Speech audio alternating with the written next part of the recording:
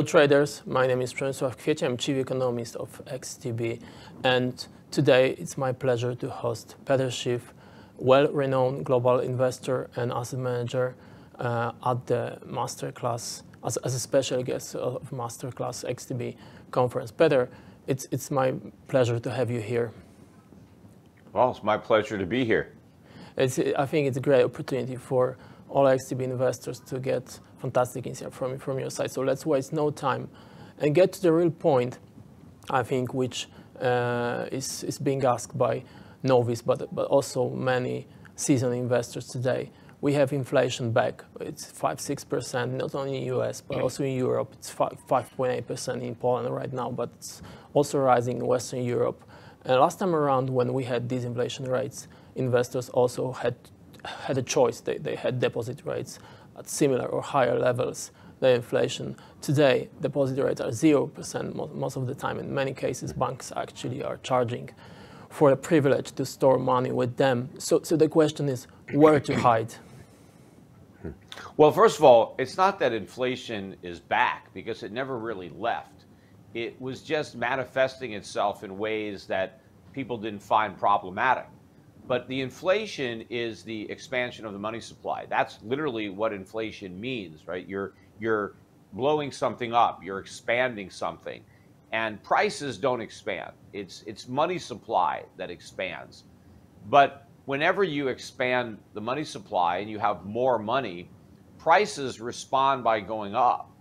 But sometimes consumer prices don't necessarily go up right away. Sometimes there's a lag. And sometimes the inflation can show up in financial assets before it shows up in consumer goods. And so stock prices go up, real estate prices go up. And when inflation causes asset prices to go up, the owners of those assets don't think that's a problem. They're happy to get richer as inflation drives asset prices higher. Now, if you're hoping to buy those assets, it's not necessarily good news for you. But if you already own them, it's good. But one of the other problems of inflation is that it leads to bad economic decisions, distortions, malinvestments. So it ultimately weakens the underlying structure of an economy. And when it comes to consumer prices, the free market, the efficiencies of the free market can help to mask the problems of inflation, because capitalism by its very nature reduces prices because companies find more efficient ways to produce things, they develop economies of scale, and so prices should be falling. But if inflation prevents prices from falling, you may not notice it, because what you're missing is you're being robbed of the benefit of being able to buy stuff for less money. But you don't really know that you would have had that benefit because you don't lose something that you've never had. But at this point, the inflation is so pernicious and so advanced that even the efforts of capitalism to lower prices can't compensate for the effect that inflation has on pushing prices higher. So we're now at the point where inflation has really reached consumer goods in a meaningful way, and it's just getting started. It's going to get much, much worse. Right. So the question is what to do about our savings, because I think many people wake up to the idea that their savings, sometimes savings of their lives, they're losing value and increasing it quickly. And you have very expensive equities. You have, maybe except for China, but in US, record highs. In Europe, record highs. Bitcoin, record high. 0% deposit rates, very low bond yields. So what to do? Well, unfortunately, you can't save. You cannot save traditionally in this kind of environment, which is a problem because the lifeblood of capitalism is savings. That's what capitalism needs. In order to finance capital investment, which makes us more productive and increases our living standards, people have to save money. But if you're going to punish people for saving money, they're not going to do it. And so the situation that you're in right now is you have to get rid of your savings, because to the extent that you hold on to savings, inflation is going to destroy the purchasing power. So you have to own something else. the problem is a lot of these stocks that people have been buying during the bubble are so overpriced that even with inflation, the bubble could pop and prices could collapse. So where you want to go for safety and to preserve your purchasing power is to the value-oriented type of stocks, more traditional businesses, good dividend-paying businesses, the type of companies that have been overlooked during the mania when everybody is chasing, social media stocks or meme stocks or various tech stocks or cryptocurrencies. You want to go for real things where you own real assets and you have real cash flows that can offset the rising cost of living. You want to own stock in businesses that are able to raise their prices in this environment without destroying the demand, and can pay those higher earnings in the form of dividends. And to the extent that you don't want to take the risks associated with owning a stock, and you want to just be liquid, you need to start replacing your currency with real money, which would be gold and silver. You're not going to get any interest on your gold, but then again, you don't get any interest on your dollars. In fact, you pay negative interest on your euros. At least gold is zero, not negative, but they're not mining much gold these days. I mean, the gold supply is increasing very slowly in contrast to the supply of fiat currencies, which is growing rapidly. So gold and silver can act as a store of value. And I think they're actually quite underpriced given the fact that there's been so much complacency regarding inflation. And now you have, the bubbles going on in cryptocurrencies, which some people incorrectly look at as an alternative to gold or silver. Like Bitcoin, they'll say it's gold 2.0. It's better than gold, and it is in no way similar to gold. I mean, maybe it's fool's gold, but it's certainly not any form of digital gold. It's digital, but it's got nothing in common with gold. But it may have been kind of stealing some of gold's thunder recently with all the spectacular gains, and so you have a lot of people chasing the fantasy that those gains will continue. And so as a result, kind of gold and silver have been overlooked, and I think it represents a very good opportunity for people who have savings and who just want to preserve the value to convert those fiat savings into real money by buying gold and silver. Yeah, you picked up gold, and I actually wanted to ask a couple of questions on gold. So as you already mentioned, there are a couple of asset classes that are very highly valued right now, whereas gold, I wouldn't say the price is maybe depressed, because that's not the case. But given the circumstances, which is deeply negative, real interest rates and mad money printing by major central banks, you could perhaps, and I think many people actually expected these the prices of these metals to go much, much higher. Meanwhile, these assets are one of the weaker year to date in 2021. So what's your outlook on these metals? I don't know, for next 6 months. Do you think the turnaround is just around the corner, or it's hard to tell right now where this bull market could eventually take place? Yeah. Well, I've thought it was around the corner for a while now, and it seems like it's taken a long time to round this corner. But gold is still below its high from 2011. So gold 10 years ago, the price was higher than it is today. And it's pretty hard to find many items that are cheaper today than they were 10 years ago. Gold is one of the few that is. So I think that's really what's got people frustrated. But you forget where gold was the 10 years before, because in 2001, gold was still below 300. So gold had a pretty big run. And in fact, even if you measure the price of gold going back to the beginning of this decade, or not decade, century, 2001, gold has outperformed the S&P. So people don't necessarily realize that, because all of those gains happened from 2001 to 2011. And during that period of time, the S&P was down. And so gold did very well. And now the S&P has moved up and gold has pulled back. But I think gold has built an incredible base over the last decade following that big rally.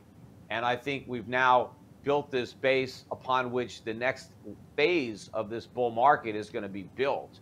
And I think it's going to be at least as big in an order of magnitude as the move up that preceded it. So we're talking about $5,000, $10,000 gold maybe quite a bit higher than that, especially if you look at all of the money that has been printed by all the world's central banks over the last 10 years, and even more importantly, all the money that they're threatening to print over the next 10. I mean, because they're going to print even more in the future than they did in the past.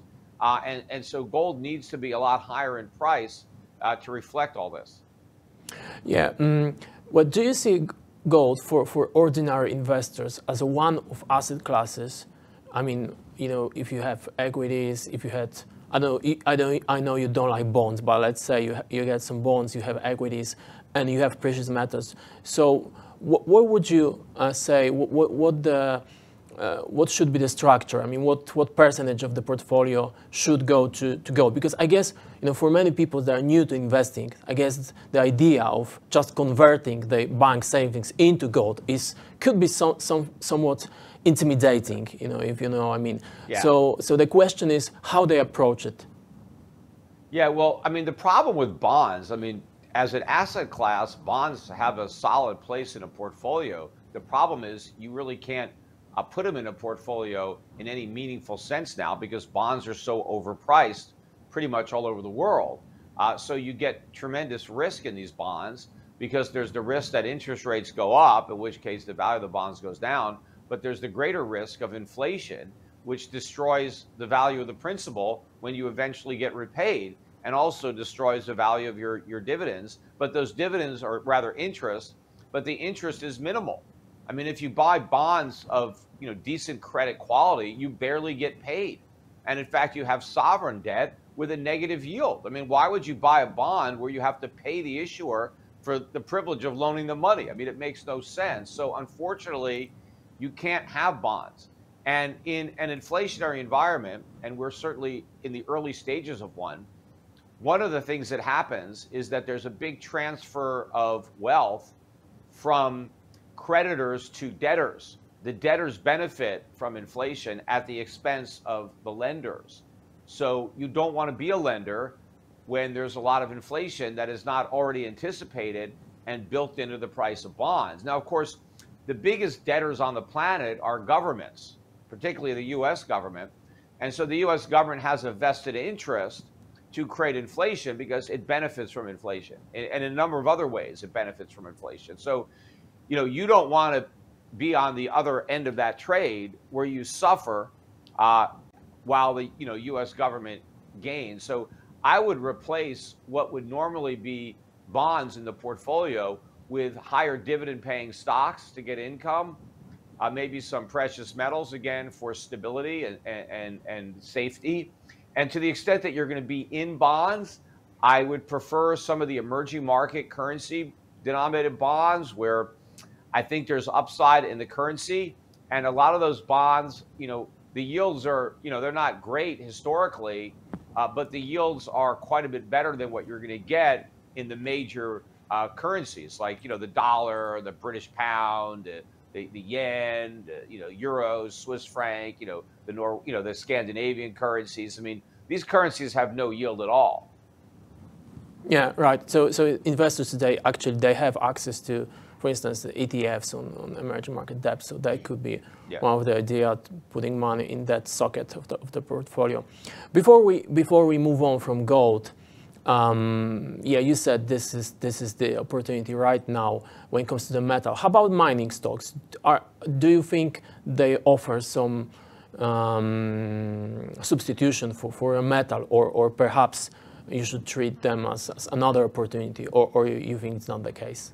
No, I mean, I think the mining stocks are the real opportunity. They are super cheap because the mining stocks don't just reflect today's price of gold. They reflect what people believe tomorrow's price of gold will be. And you have so many people who are bearish on gold. I mean, the conventional wisdom is that gold's going to go down. And so why would you want to own a gold mining stock? And so these stocks are historically inexpensive, both relative to the price of gold, relative to their own earnings, and relative to the stock market in general. So, historically, this is a gift when it comes to these stocks. And the reason that everybody is so pessimistic on the price of gold is that they expect the Fed to raise rates, which of course, they're at zero. So you would expect at some point they're going to raise rates, and that they're going to, taper their asset purchase program, so tighter money policy. And all of this is assumed to be bearish for gold because historically, a tighter Fed is not good for gold, right? Gold wants loose money. But the reality is, even if the Fed tightens, we're going from excessively easy to just slightly less excessively easy.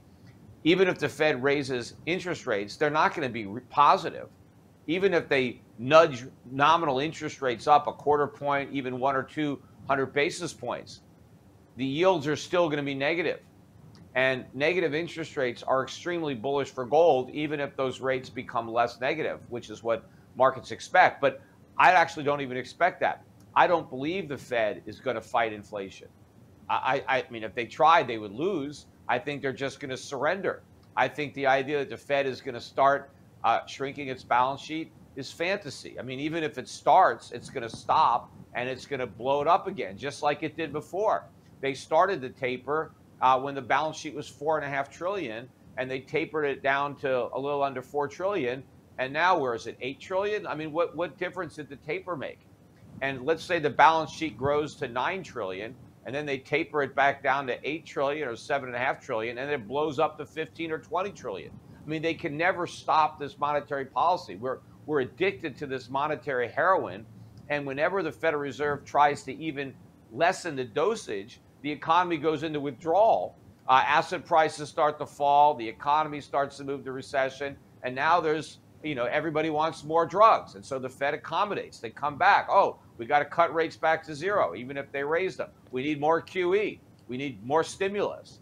And so when the markets understand that there is no exit from this policy, that it's QE infinity, that it's negative interest rates as far as the eye can see, the price of gold is going to go way up. But before that happens, I mean, people who are smart should be buying now. And if they have the risk tolerance and they want to really make a lot of money off of this, they should be loading up on these gold and silver mining stocks.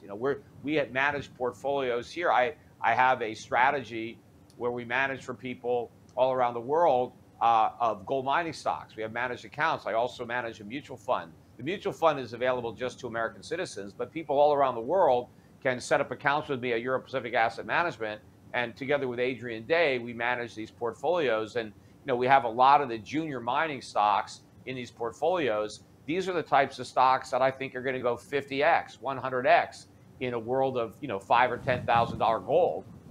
So buying these stocks now, I think, is a huge opportunity. Of course, there are a lot of small junior mining companies that are going to go to zero. So the idea is to minimize the number of those that you buy and maximize the ones that will have these spectacular gains, which is why you want to hire a guy like Adrian Day to do the research, because he's probably a lot more knowledgeable than just about anybody else when it comes to these sectors. He knows the projects, the management teams, and he can do a good job of sifting through the companies that probably don't have the potential and focusing on the ones that do.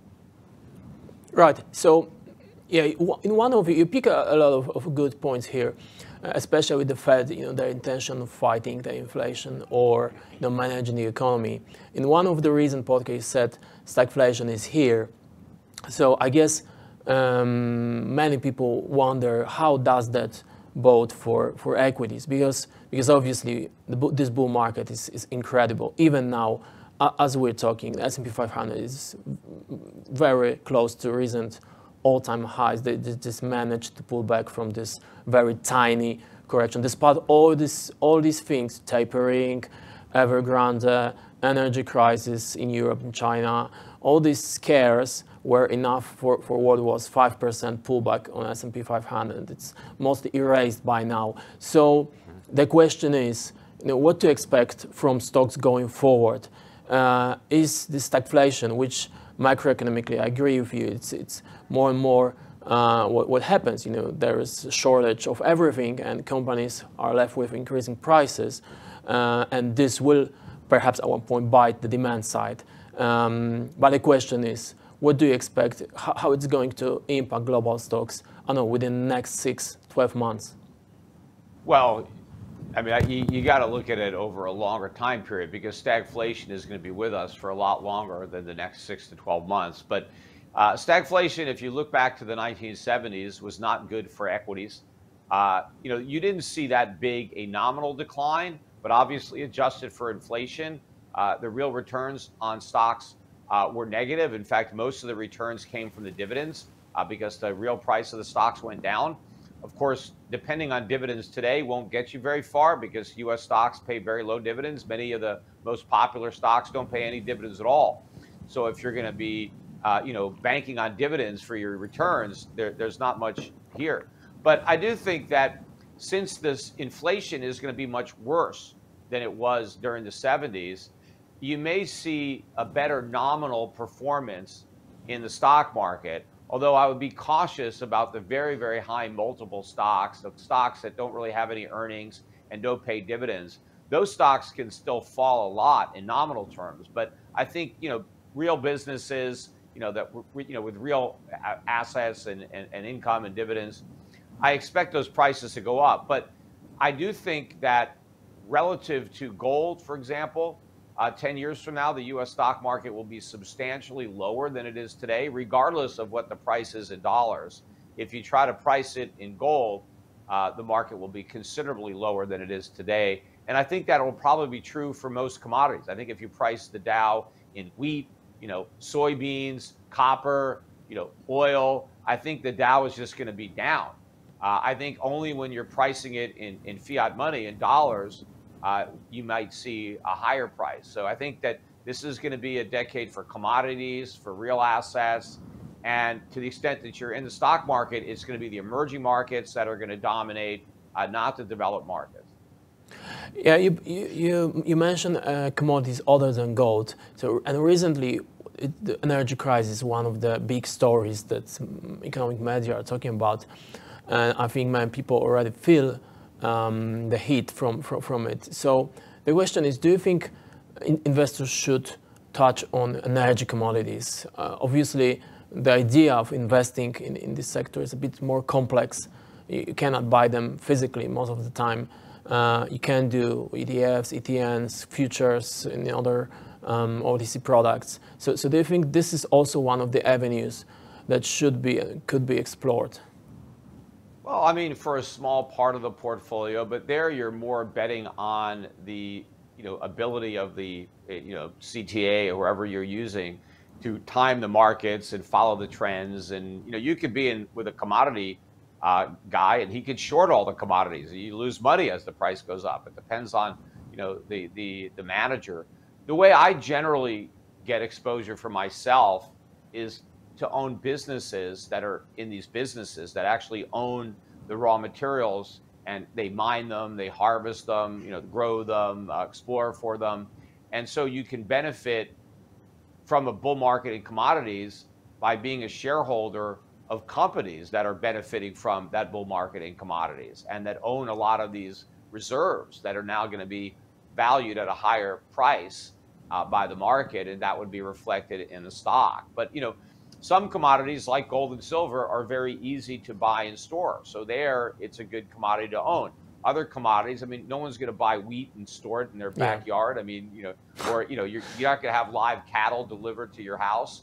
So, gold and silver are very convenient and easy to store. You get a lot of value in one place. And of course, one of the special properties of gold is you can store it indefinitely and it's not going to lose its property, right? If wheat is going to rot. I mean, it won't be any good if you just, you have to, but gold, I mean, you could just put it in a shoebox. Doesn't need any special temperature. I mean, you could be in freezing cold weather. It could be really hot. Doesn't really matter. Nothing is going to harm it. It's going to be exactly the way it was when you got it, and so it's very convenient. That's why it's been used as money for thousands of years, because it's an excellent store of value. And every ounce of gold is identical to every other ounce of gold. And it doesn't matter what you do with it in the interim. You can take your gold, you can make a watch out of it like I have here. You can make a ring out of it, or, you can put it in a cell phone. You can fill your tooth with it. But then when you can take the gold back, you can melt down the chips, get the gold, you can melt down my ring, and the gold is exactly the way it was when they made the ring. So it's an easy commodity for average people to hold on to. And as prices of all commodities go up, so it's like rather than buying a bunch of wheat now that's hard to store and that could go bad, just buy your gold now, because you can always exchange your gold for wheat in the future, because there's always going to be a relationship between the commodities. But if you're trying to store your wealth in something like dollars, the dollar may be worth nothing. So you can't do that. And the same would be true for Bitcoin. I mean, people who think Bitcoin is a substitute for gold, there is no relationship between Bitcoin and any other commodity, because Bitcoin is not a commodity. Unlike gold, Bitcoin has no use. There's no industrial demand. There's no jewelry demand. I mean, there's no end user for Bitcoin the way there's a user for gold or a user for wheat or oil or any other commodity.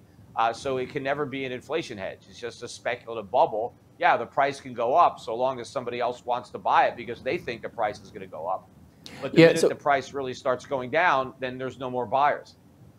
Yeah, so I plan to move on to Bitcoin cryptos in a minute, but just, since we are with stocks, and you mentioned emerging markets as potential winners for the next decade, I wonder what your thoughts are on China, because obviously if you take MSCI emerging market, China is a big part of it, and it will probably remain so. And it's one of the very few markets where you actually had a bear market over the past few months. Yeah. Perhaps for the right reasons, but do you think this is the opportunity, since you see emerging market outperforming US, which obviously is are the highest, and valuations are enormously stretched by historical standards. So do you think China is the direction to go today, since it's so much lower than it was at the beginning of the year? Yeah, look, there's a lot of good buys in the right Chinese names, and of course there's a lot of pessimism about China right now, which if you're a buyer, you want that because you want to buy cheap, and you buy cheap when there's a lot of pessimism, not when there's a lot of optimism. So I think there's a lot of pessimism. I mean, some of the pessimism could be warranted, although I think the stocks have more than discounted it. And it doesn't necessarily mean that there's no downside risk in some of these names. There is, but as a long-term investor, it shouldn't bother you because you're never going to catch the exact bottom, and maybe you'll get lucky, but you don't have to buy the bottom. As long as you're buying cheap, it doesn't matter if somebody else buys cheaper. That's part of the problem. People are afraid of buying cheap because they're worried that somebody else will get a better deal. Just like when stocks are expensive, some people are afraid to sell because they're worried the price will go up even more after they sell, and they get too greedy.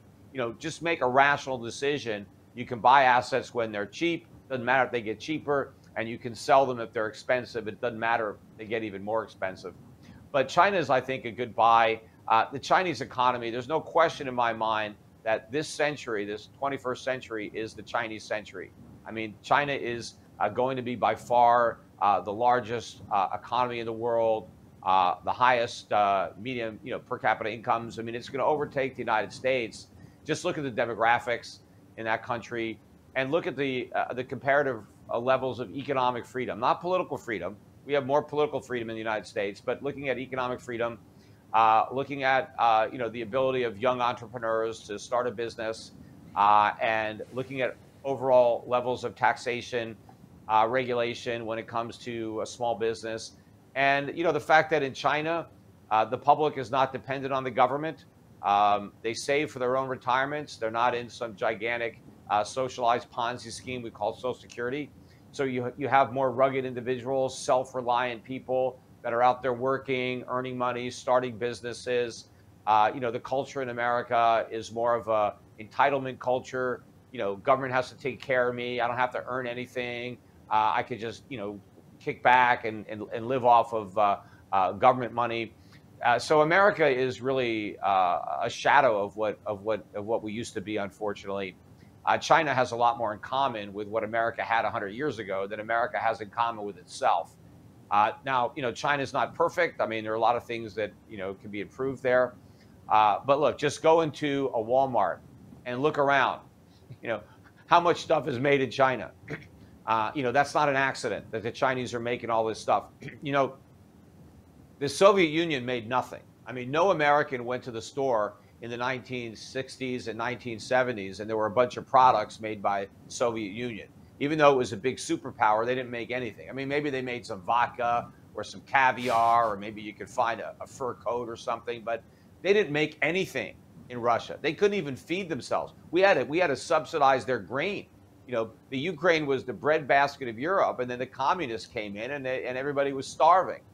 China is communist in name only. I mean, China has got a lot more capitalism than most of the world, and that's why they have so much production. That's why they're making all this stuff. That's why they're, you know, lending so much money around the world, because they're earning so much money.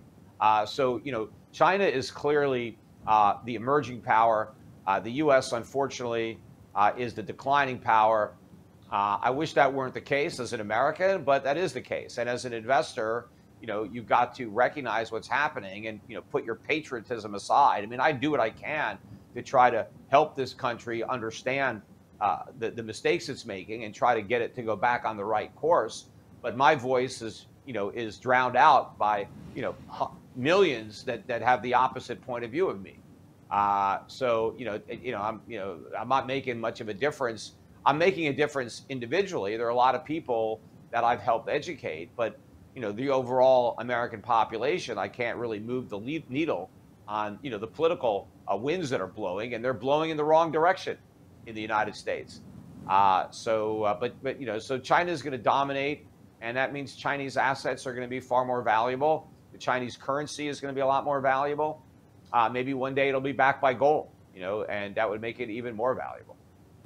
Yeah, we don't have Walmart around here, but we have a lot of Chinese goods as well in other stores. So yeah, good points for sure. But what we also have is this Bitcoin and other cryptocurrencies popularity, especially among young investors. So I guess this is similar across both sides of the pond, in US, in Europe, and in Asia as well. Yeah. So yeah, you're a vocal critic of Bitcoin and what's everything around it, yeah. And it's just at the all-time highs today, as we are probably we're going to see the ETF on Bitcoin futures either today or tomorrow, eventually launched. So so do you think this craze will stop, or what's your outlook on Bitcoin for the next couple of months? Because, as you said, many people actually chase the returns. It's undeniable that these coins and Bitcoin and other cryptocurrencies more as of late, they delivered astonishing rate of returns. So why wouldn't investors, you know, pick it while it's there? Well, assuming you get out before the music stops, which very few people will. I mean, the reason the returns are so good is so few people are actually realizing those returns by selling. So as long as nobody sells, everybody can pretend to be rich on paper. But, you know, it's interesting that you mentioned that it's young people where Bitcoin and other crypto is so popular. Of course, because young people don't have the experience, they don't have the wisdom to understand that the whole thing is, you know, a Ponzi or a pyramid. I mean, and it's interesting that the young people want to talk about older people like me like we're just a bunch of fools, that we just don't get it. They're the ones that don't get it. I get it perfectly. I just have enough experience to understand it. But young people think that, you know, nothing happened before they were born, you know, but this is common. Every generation thinks they know more than their parents and their grandparents. And, you know, when they get older, they're going to have to deal with the same problems with their kids. But yeah, so a lot of money is going to get lost because a lot of people have been lured into this get rich quick scheme. This is the current iteration of tulip mania, beanie babies, whatever it is. I mean, it is a fad, and it's very intoxicating because people are getting rich on paper, and the people who aren't getting rich on paper are jealous of the ones who are, and then they want to get in on it too, and so they start buying. And of course, once you buy into it, well, now you're part of it, and now you have to start recruiting other people to get into it behind you, because you're constantly needing new buyers to preserve the appreciation. And of course, behind the scenes, somebody is selling, you know, and you have to ask yourself, who's selling?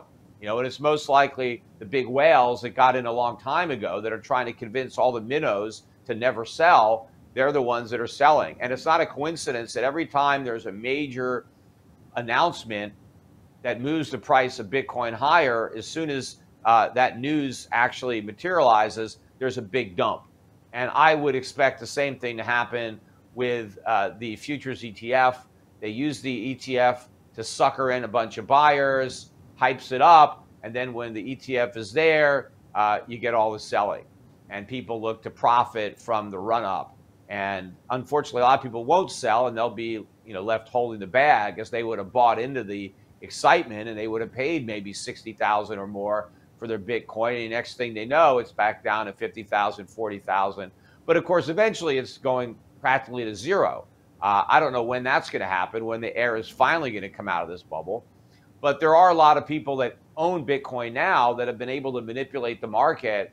And every time it starts a big decline, they're able to halt the decline, come in, whether it's by just magically creating tethers out of thin air and just using these counterfeit tethers to buy Bitcoin and kind of put a floor beneath the price. I don't really know what all the mechanisms are for how they've managed to manipulate the market and resurrect it every time it looks like it's dead. But one day it's going to die for good, and there'll be nothing they can do about it. Yeah, the question is, you mentioned the excitement around the ETF, and I think the part of the excitement is that the US is following a different road than China, where cryptocurrencies are now directly banned. Whereas I think the hope is that the regulation that will arrive in the US will be actually favorable for crypto. It will pave the way for the sector to be a part of establishment, so to say.